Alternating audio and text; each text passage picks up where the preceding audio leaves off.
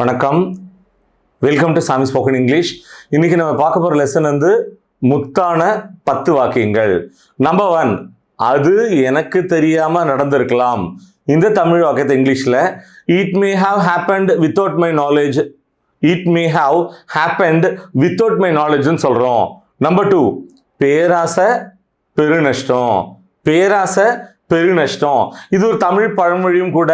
நம்ம பேராசையும் பட்டிருப்போம், பெருநஷ்டம் அடைஞ்சிருப்போம். ஸோ இந்த தமிழ் பழமொழி இங்கிலீஷில் covet all lose all, covet all lose ஆல்னு சொல்கிறோம்.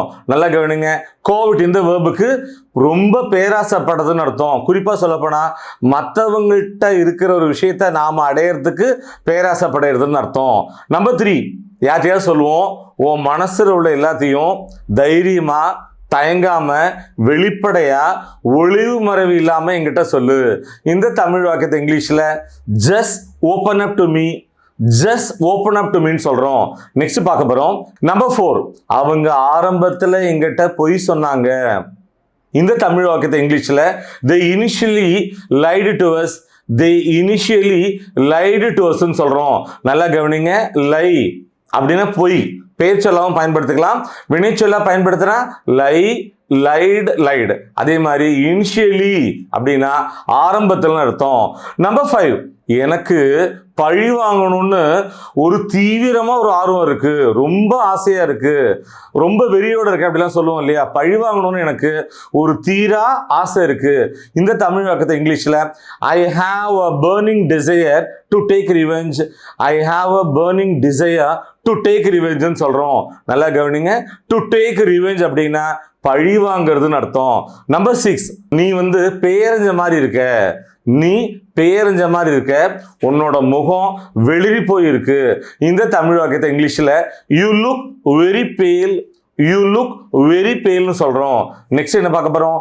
நம்பர் 7, நாங்க வழி தவறிட்டோம், நாங்க வழி மாறி போயிட்டோம். இந்த தமிழ் வாக்கியத்தை இங்கிலீஷ்ல we have lost our way, we have lost our way ன்னு சொல்றோம். நம்பர் 8, என்னோட காலை கட் பண்ண உனக்கு எவ்வளோ துணிச்சல், பேசிகிட்டே இருக்கும்போது என்னோட ஃபோனை நடுவில் வைக்கிறதுக்கு உனக்கு எவ்வளோ தைரியம்.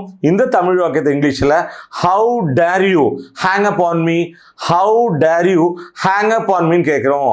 நல்லா கவனிங்க, ஹேங் அப் இந்த ஃப்ரேஸுக்கு யாராவது ஃபோனில் பேசிட்டு இருக்கும்போது சொல்லாமல் கொள்ளாமலேயே ஃபோனை கட் பண்ணுறதுன்னு அர்த்தம். நம்பர் 9, நான் ஏற்கனவே அரை போதையில் இருக்கேன், நான் ஏற்கனவே லேசா போதையில் இருக்கேன்.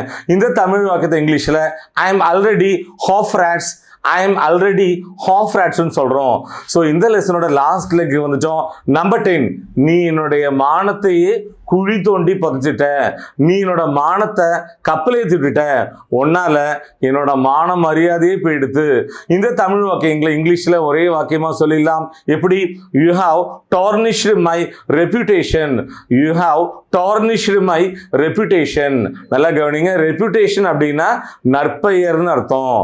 மை டியர் வியூவர்ஸ், முத்தான 10 வாக்கியங்கள். இந்த லெசன் உங்களுக்கு ரொம்பவே ஹெல்ப்ஃபுல்லாக இருந்திருக்கும்னு நாங்கள் நம்புகிறோம். மீண்டும் அடுத்த பாடத்தில் சந்திப்போம். தேங்க்யூ.